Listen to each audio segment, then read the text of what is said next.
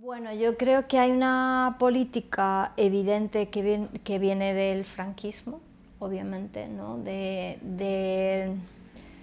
Digamos, de revisión de la memoria y que fue cambiando también en las diferentes etapas del franquismo.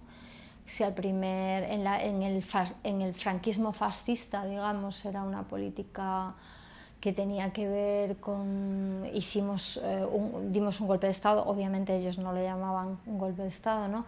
Hicimos esta reconquista del país para salvarlo del comunismo, la idea de cruzada, ¿no? Que además está muy apoyada por la Iglesia. En un segundo momento hubo una idea de que era necesario ese proceso para construir un Estado que conservara las esencias hispánicas y sobre todo una tercera etapa que es la etapa ya de los años a partir del 59 de la autarquía con De la Cierva, con Ricardo de la Cierva, que es uno de los historiadores oficiales del franquismo, que es la teoría de los dos demonios, que luego se llamaría en Latinoamérica, porque todas las dictaduras tienen etapas bastante diferentes y todas las transiciones también, ¿no? Contextualizándolas, pero son bastante parecidas, ¿no? Entonces, la teoría de la equidistancia, de que, bueno, todos lo hicimos mal, en la guerra hubo violencia por los dos lados, pero claro, la guerra fue horrible, pero es que la república era una república terrible, que ejercía un montón de violencias, el asesinato de Calvo Sotelo, bueno, toda esta equidistancia, que además yo creo que tiene mucho que ver con lo que está pasando ahora mismo, ¿no? Cuando ciertas personas dicen, bueno, es que Vox tal vez es ultraderecha, pero ¿qué me dices de Podemos? Es la ultraizquierda. Esto es realmente muy preocupante. O sea, estamos hablando de un partido fascista que pretende asimilarse a un partido que sinceramente es socialdemócrata. O sea, no solamente blanqueamos el fascismo, sino que el antifascismo se está convirtiendo, se está criminalizando y estamos convirtiendo reivindicaciones muy básicas que en los años, no sé, en los años 30 serían como vamos, que no tendrían nada de radicales y que ahora nos parecen increíblemente radicales, o los medios hacen que parezcan increíblemente radicales. Así que yo creo que hay una serie de etapas que tienen que ver con esa historia del franquismo, que en la transición se convierte en una continuidad de esa equidistancia y vamos a olvidar y vamos a perdonar, de la mano del Partido Socialista además, donde en esa idea del consenso va todo junto, va en el mismo saco, por ejemplo, la aceptación de la monarquía sin preguntar a nadie y al mismo tiempo la aceptación implícita de la idea de la Cierva, de esa equidistancia, ¿no? De que todo el mundo lo hizo mal, todo el mundo tiene culpas que hacerse perdonar. Bueno, creo recordar que fue cuando hicimos Rosbad, o lo votaban en ese año, creo recordar que se votó alrededor de 2005-2006 en el Parlamento el condenar el golpe de Estado de 36 como un golpe de Estado, con la oposición del Partido Popular. O sea, que hemos tardado muchísimo en llamar a las cosas por su nombre. Y yo creo que esta política ha continuado, que la democracia española tiene esa tara desde su base y que no solamente no hay un principio de resolución, sino que, continuamos en la misma. Cuando Pedro Sánchez llega al poder, con la moción de censura y dice vamos a sacar al dictador del Valle de los Caídos, claro, lo primero que se te ocurre preguntarle al Partido Socialista es qué habéis estado haciendo en 16 años que habéis tenido mayoría absoluta para hacerlo. Evidentemente ellos han sido los artífices de esas políticas.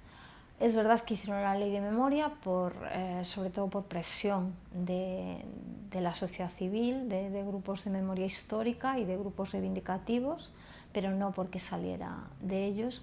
Hubo un gran retroceso en los 8 años o casi 8 años del Partido Popular después de Zapatero, y con Zapatero tampoco hubo avances sustanciales porque la ley de memoria nunca se ha aplicado completamente. Es verdad que ha habido cambios de nombres en las calles, cosas como muy puntuales y muy superficiales, pero se siguen llevando a los tribunales cosas que deberían de ser inadmisibles, ¿no? Por ejemplo, el tema de Franco, ¿no?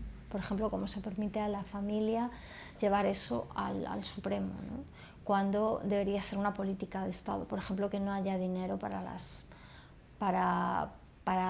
buscar el ADN, bueno, a las familias de gente que está en las fosas. Ya es un tópico común decir que España es, después de Camboya, el país que más personas tiene enterradas sin estar identificadas, ¿no? Entonces, bueno, es una política que ha continuado, que no se ha revertido en ningún momento, al menos no de una forma clara, y yo creo que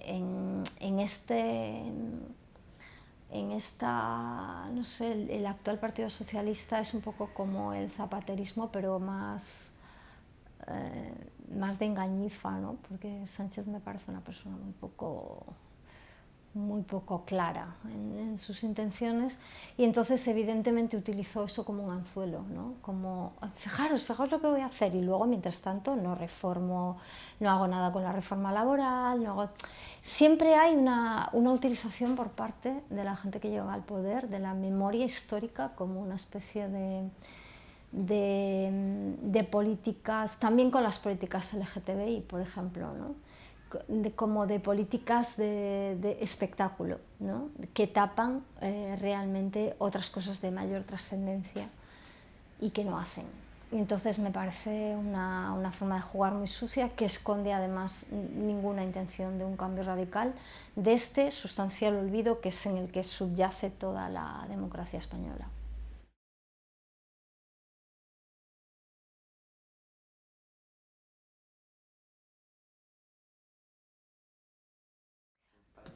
Pues es que eso es todavía peor. O sea, en España yo creo que hablar de pasado colonial y de asunción de responsabilidades de ese pasado colonial es casi de hazme reír. O sea, ahí tenemos unos medios mayoritariamente de derecha y de ultraderecha, ¿no? A pesar de lo que digan algunos. Estoy recordando, por ejemplo, Federico Jiménez de los Santos, que cuando planteó López Obrador, el actual presidente mexicano, ¿no? Que de alguna manera pedía una especie de disculpa al Estado español y al rey sobre el pasado colonial en lo que ahora mismo es México.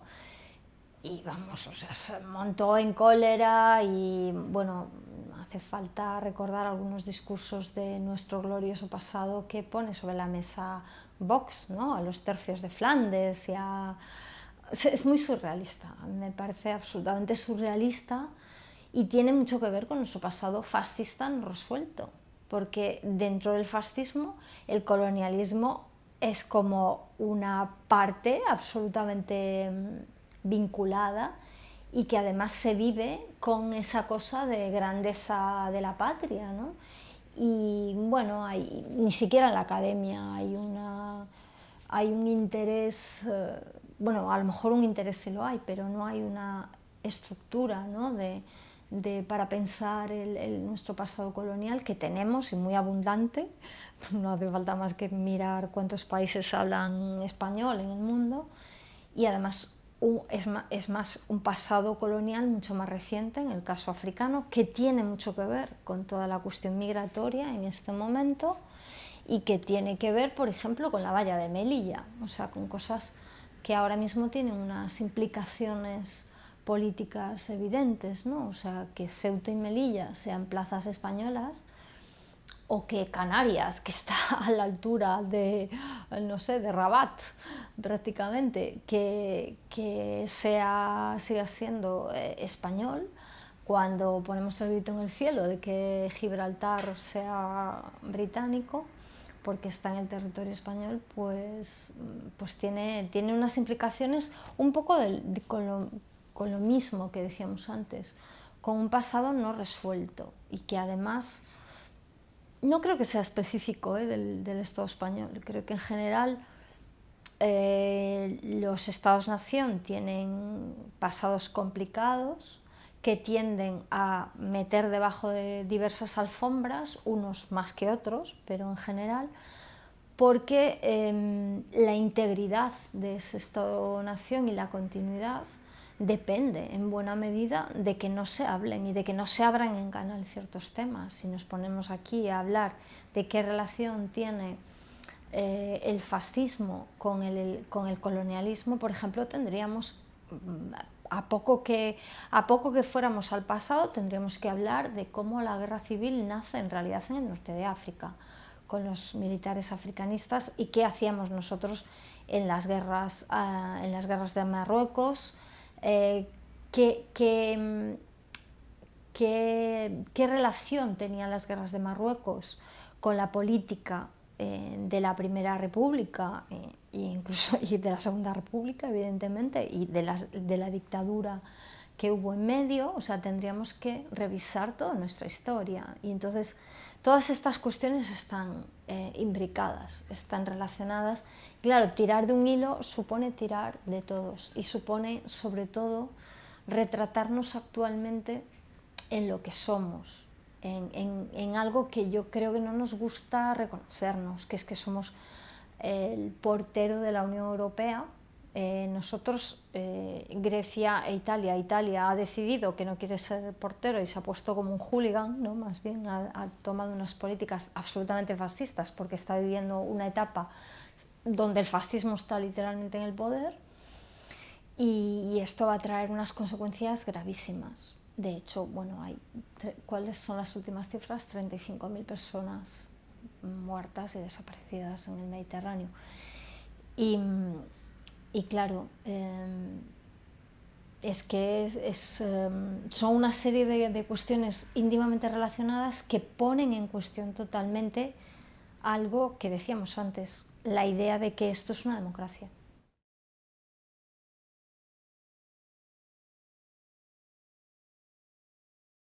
Yo creo que ahí habría que hablar de los medios de comunicación. Justo, bueno, el viernes te contaba que voy al congreso ese de la MSA, ¿no?, en Madrid, y nos van a preguntar sobre este tema, ¿no? Como, ¿qué influencia puede tener el cine, el arte, que tampoco se ocupa demasiado de estas cuestiones, ni de las cuestiones actuales relacionadas con el neofascismo, ni de nuestro pasado fascista, ni de las relaciones coloniales, ni de nuestro pasado migratorio? No es uno de los temas fundamentales ni del arte español ni del cine español, ¿no? Entonces seguimos, ni del comercial ni del no comercial.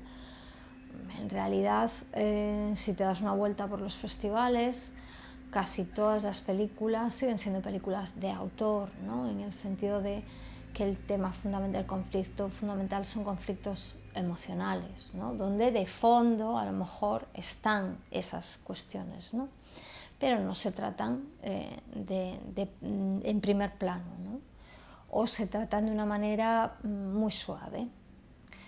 Supongo que porque el público en general no está muy dispuesto o sea, si Vox tiene 2,5 millones de votos, quiere decir que tampoco esto no surge de la nada. O sea, están ahí porque hay una población que tampoco quiere repensar demasiado esas cosas, ¿no?, y que queremos vernos como europeos, y que no tenemos nada que ver con África. Joder, tenemos 800 años de historia en común con el mundo islámico, ¿no? Y sin embargo, yo creo que estamos viviendo un momento de gran islamofobia, ¿no? Donde sobre todo cuando hay una persona que ha maltratado a su pareja o ha robado o ha hecho algo, si es español no se dice, pero si es magrebí, por ejemplo, se dice, evidentemente, ¿no? Sobre todo si es magrebí, ¿no?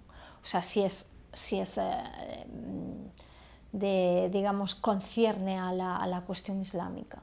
Porque, bueno, ahora el gran enemigo mundial es ese. Entonces, por una parte yo creo que como artistas y como cineastas no estamos haciendo a lo mejor lo suficiente, o no es uno de los temas fundamentales, o estas cuestiones no están en la agenda prioritariamente, o si lo están es, bueno, de una manera que en realidad tampoco tiene mucha incidencia política, porque todas sabemos que haces un trabajo de una gran potencia política y luego acaba, pues eso, en una exposición o no acaba en la televisión pública, ¿no? Es muy difícil acceder a ese nivel.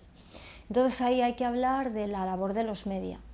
La labor de los medios está siendo fundamental para construir una serie de imaginarios de consenso, diría, ¿no? O sea, algo así como imaginarios de consenso, donde nosotros somos europeos, no somos el otro está más allá del estrecho de Gibraltar, por ejemplo, o el otro latinoamericano nos tiene que estar agradecidos de que hemos llevado, no sé, la lengua española, es que es muy bizarro, me suena todo muy bizarro.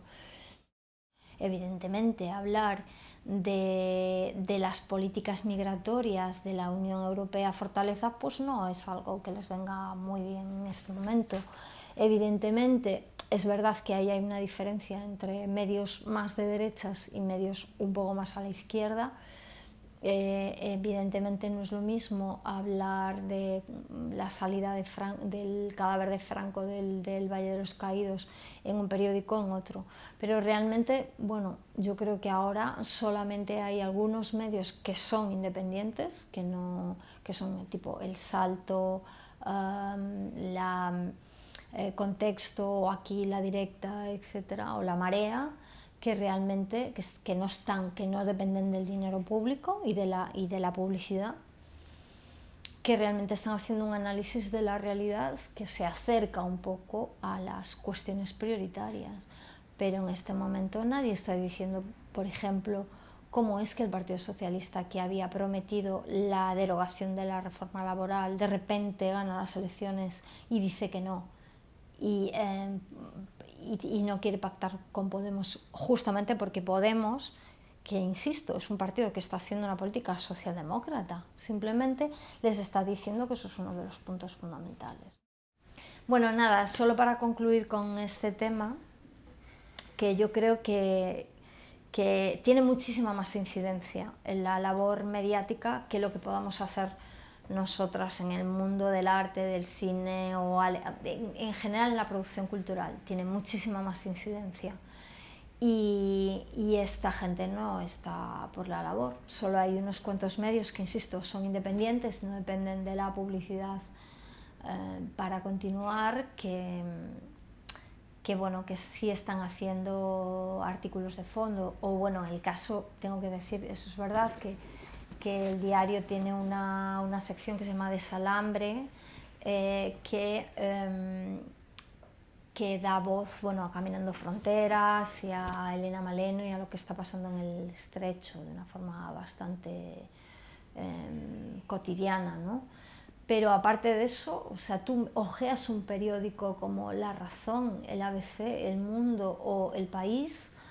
Bueno, yo no lo ojeo porque no lo compro, pero ves las portadas en internet y solo existen los pactos de Estado. O sea, tampoco existe la relación con el exterior, no existe, por ejemplo, la política con Latinoamérica, no existe una política exterior con África, que me parece también muy, muy fuerte cuando estamos aquí en el borde, cuando, insisto, tenemos 700, casi 800 años de historia común y una identidad fluctuante.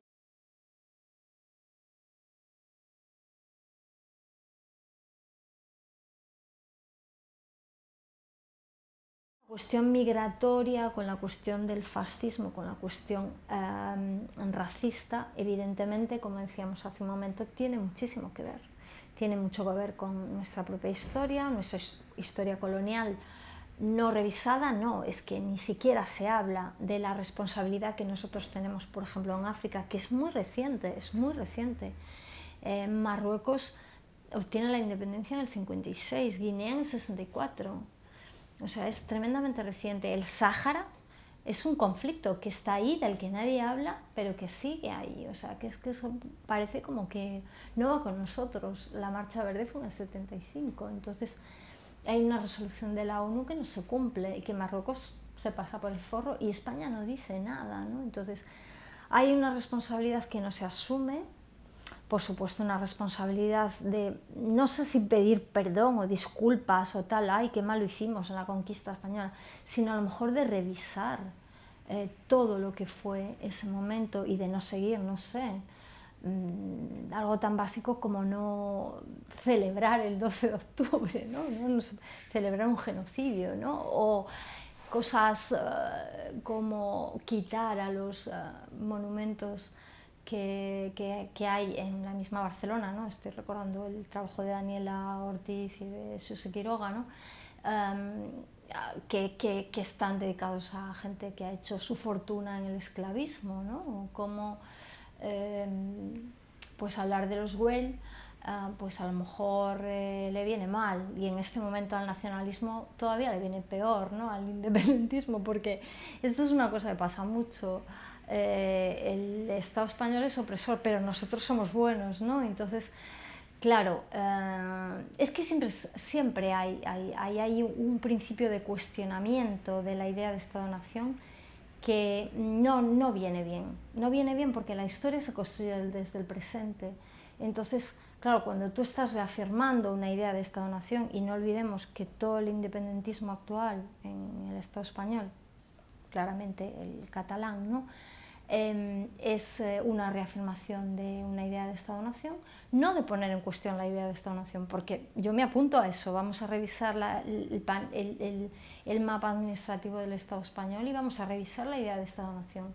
A lo mejor eso nos vendría muy bien a todos, pero no van por ahí las cosas. Entonces, claro, reconocer que hay gente a la que tú le estás dedicando espacio público y por tanto estás homenajeando es un genocida, un asesino, etcétera, etcétera, pues a lo mejor que tendríamos que empezar a rebautizar prácticamente todas las calles y empezar a quitar monumentos, y claro, pues esto no viene bien. Pero está claro que esas tres cuestiones yo las veo claramente imbricadas. Pasado colonial, negación de ese pasado colonial con una responsabilidad, con asunción de responsabilidades, una historia fascista no resuelta y un pasado fascista que no estamos dispuestos, sobre todo a eso que dicen los tribunales internacionales que hay que hacer, verdad, justicia y reparación, ¿no? Pues eso aquí no se ha hecho. No olvidemos que no hemos llevado a juicio a ningún torturador, a ningún asesino, a ninguna empresa implicada. O sea, yo cuando voy a Argentina me saco el sombrero de las políticas de memoria que han hecho, por lo menos hasta ahora, porque con Macri eso también ha cambiado bastante, ¿no? Y la relación con los procesos migratorios actuales y cómo Europa se está convirtiendo en una fortaleza inexpugnable a las puertas de la cual se muere gente, bueno, Europa y Estados Unidos, ¿no? A las puertas de la cual se mueren personas, y nosotros nos mantenemos impasibles porque tenemos que conservar el status quo que pensamos que además nos corresponde, y no es que nos corresponda. Todo este status quo se ha construido en base a la explotación de la mayor parte del mundo.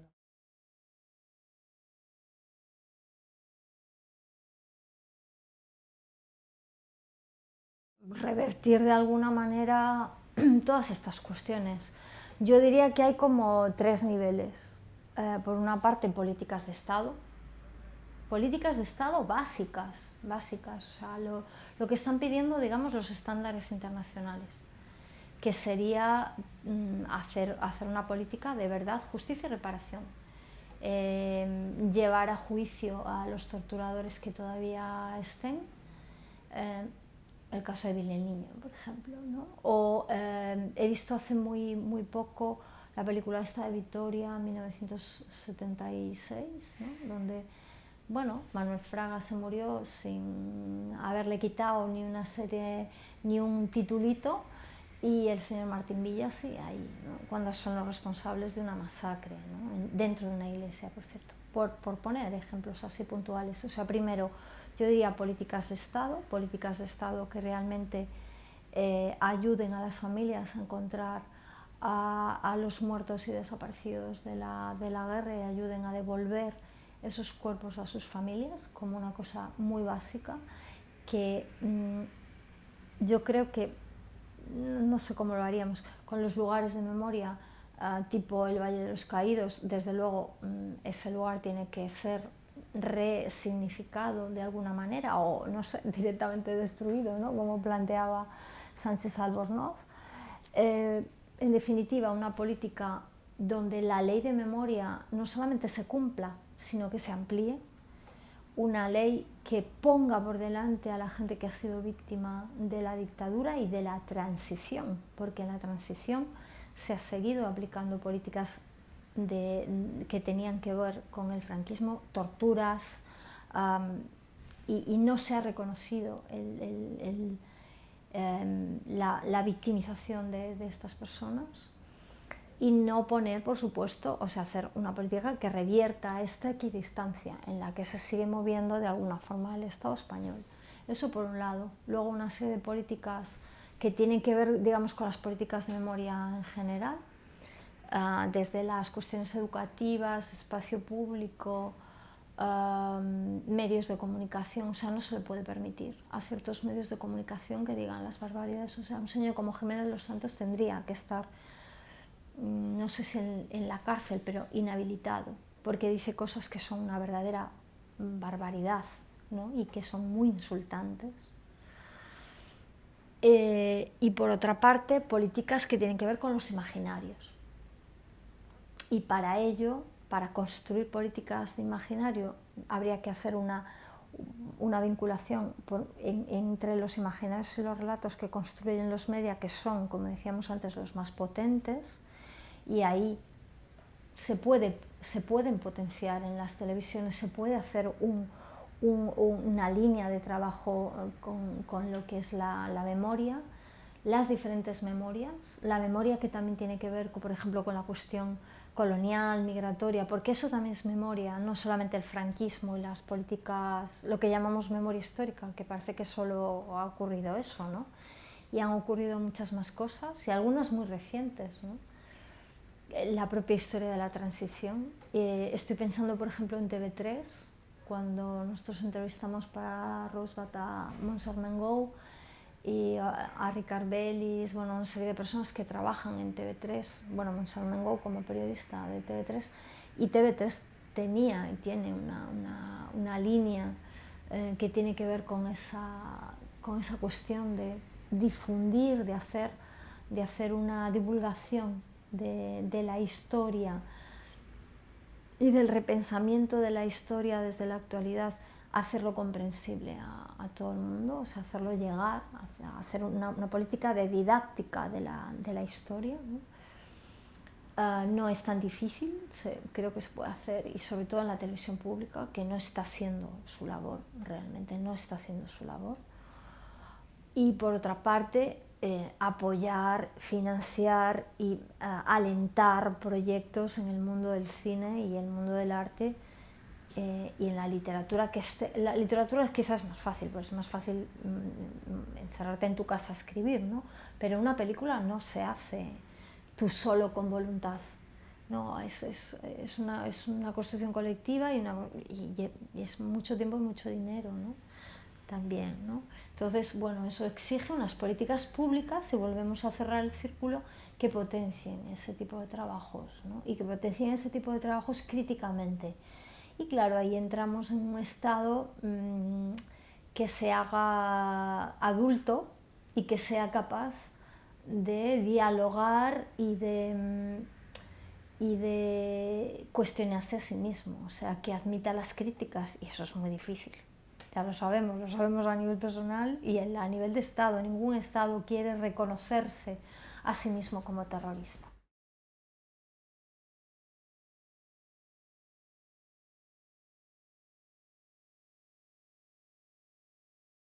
Pues de alguna manera también hablamos de esto, ¿no? Yo creo que hay una...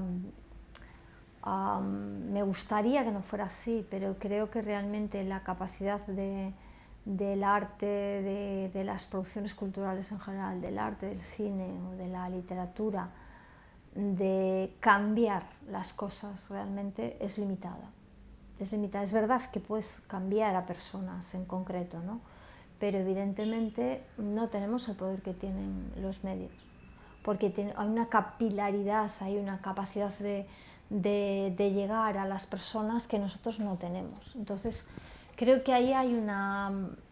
Para mí, desde luego, es una cuestión que me preocupa mucho cuando tú haces un trabajo con una vocación política, de clara, con una idea muy clara de que llegue a ciertos sectores, y esos sectores o no llega o lo reciben de una manera. Yo recuerdo, por ejemplo, cuando hice Rosebud, que las asociaciones de memoria con las que yo trabajé tampoco te creas que les entusiasmó las películas, porque utilizan un cierto tipo de lenguaje. Esto es una constante, ¿no? Utilizan un lenguaje que no es el lenguaje habitual de los medios, aunque yo creo que Rosebud hizo enormes concesiones, que por otra parte creo que es un error haberlas hecho, ahora mismo no las haría. Y entonces entienden que eso no va a ser comprendido y que por lo tanto no es una herramienta política válida para ellos. Yo creo que hay paternalismo en todos, pensando que la gente no entiende ciertos tipos de lenguajes, y creo que es una cuestión de difundirlos más y no de rebajar el nivel. Yo creo que hay un potencial que tiene el arte y sobre todo el ensayo, ¿no? Las formas ensayísticas, que es dejar ahí una pregunta para que eso siga resonando, que no tiene un documental de la televisión, un reportaje televisivo. Creo que son cosas diferentes, y que esa capacidad de resonar y de plantear preguntas es la que nos correspondería a nosotros, pero que no llegamos a ese público. Hay ahí una barrera con los públicos, con las formas de distribución de los trabajos, que son muy tradicionales en realidad. O sea, seguimos pensando en términos de festival, de museo, como mucho de llevar a la casa a la casa de cultura de no sé dónde, o a al barrio, al casal del barrio, pero que en realidad eso es muy poca gente, ¿no? Internet tampoco nos va a solucionar esto, o sea, con colgarlo en Vimeo tampoco lo vamos a solucionar, ¿no? Hay que hacer una labor educativa ahí. Y para eso, por ejemplo, la universidad debería de ser uno de esos eslabones de la cadena, ¿no? Un lugar digamos que los lugares de producción de conocimiento tendrían que pasar por los lugares educativos y viceversa, ¿no? Y haber ahí un trasvase entre unos y otros, ¿no? Y con un apoyo a ese tipo de producciones más críticas, que no, yo creo que no hay. Y en muchos casos también las cosas se hacen por puro voluntarismo, y el voluntarismo te dura el tiempo que te dura la energía en la vida. A veces hasta los 30 y otras veces hasta los 50, pero quiero decir que con voluntarismo no hay una continuidad. Y la continuidad está en ser eslabones nosotros al mismo tiempo de una cadena, de ese hilo rojo de la historia, ¿no? Que hemos hablado tantas veces, y que lo importante es que nuestro trabajo se inserte en una genealogía crítica. Y no la hay, porque para eso también, o si la hay, no está desperdigada, porque para eso también hay que contar con una serie de analistas, de críticos, de historiadores del arte y del cine que hagan ese papel de de construcción de una narrativa, de esa narrativa crítica, y bueno, pues sigue siendo una cosa como militante. Y hay una separación muy grande entre los mundos militantes, y ahora lo sabrás, Barcelona es un claro ejemplo, entre los mundos militantes y los lenguajes militantes, y el mundo, digamos, de la producción cultural entendida como, no sé cómo decirlo, entendida de una forma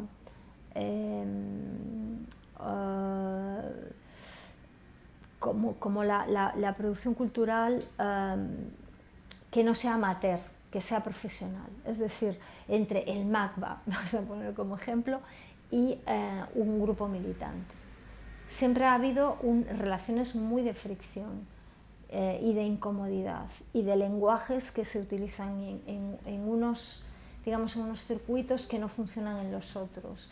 Mientras el mundo profesional del arte o del cine ahora mismo se basa en una sofisticación de los lenguajes y del formalismo, a veces totalmente huecos, al revés ocurre con el mundo militante, que está muy preocupado por la transmisión del mensaje crítico, a veces con unas formalizaciones francamente pedestres, ¿no?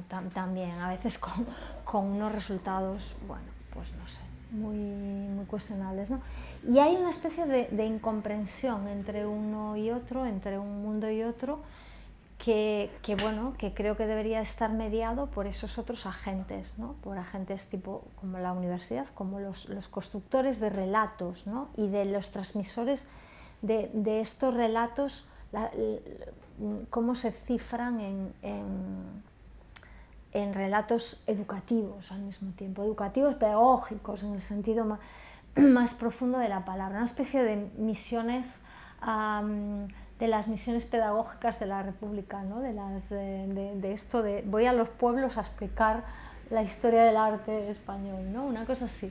Pero claro, para eso, ¿qué hace falta? Pues hace falta políticas de memoria y políticas educativas estatales, porque eso hay que pagarlo, y hay que pagarlo con dinero público, y hay que pagarlo con un Estado que esté dispuesto, lo digo otra vez, a recibir críticas y a tener...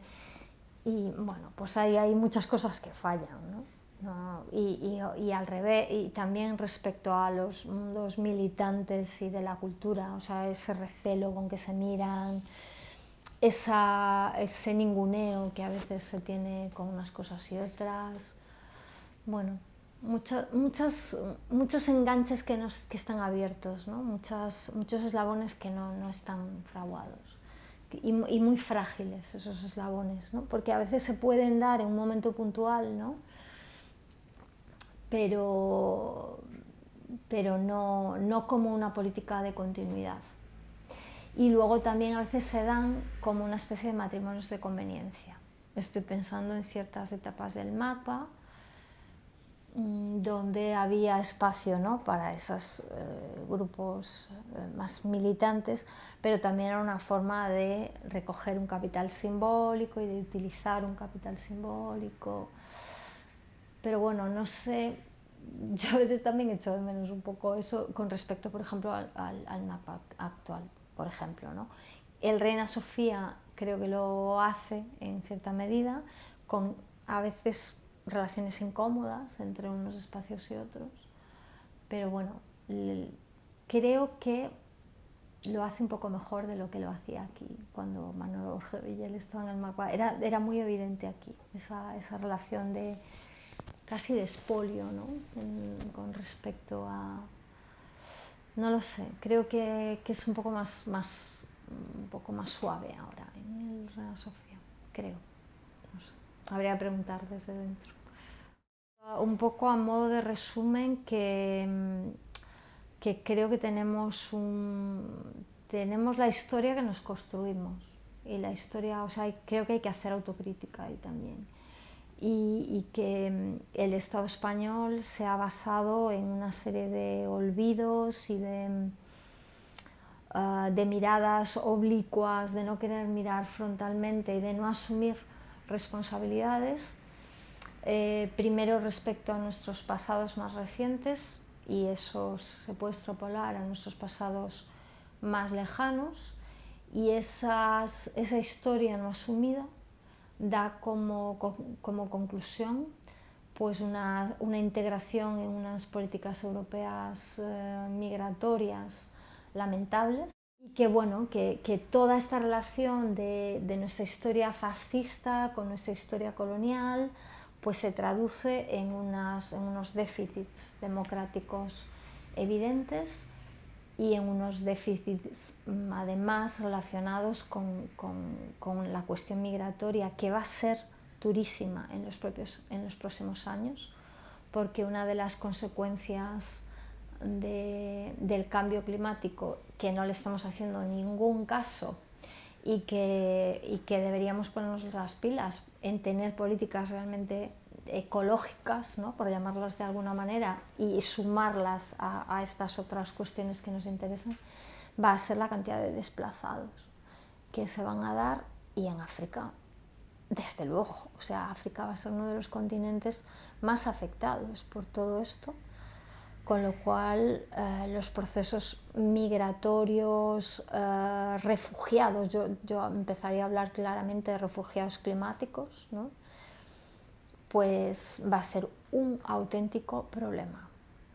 Y no va a ser a la vuelta de 200 años, va a ser a la vuelta de 20 años. O sea, esto avanza a una velocidad enorme. Por supuesto, la depauperización que supuso la colonización, la colonización primera, ¿no?, de África, y la colonialidad actual, ¿no?, hablando en términos de intervención y de intervención económica en África, en Latinoamérica y en muchos países asiáticos, sigue estando a la orden del día. Seguimos siendo países colonizadores de una o de otra forma. Y bueno, y que todas estas cuestiones están relacionadas, o sea, que no pueden pensarse unas fuera de otras. Las políticas de memoria tienen una íntima relación con las políticas migratorias, y las políticas migratorias y de memoria tienen que ver con lo que deberían ser políticas antifascistas, pero bueno, esa es otra. Creo que no hay una voluntad de hacer frente a esta nueva oleada fascista. Es más, se está como blanqueando, es como si no pasara nada, y es realmente espeluznante.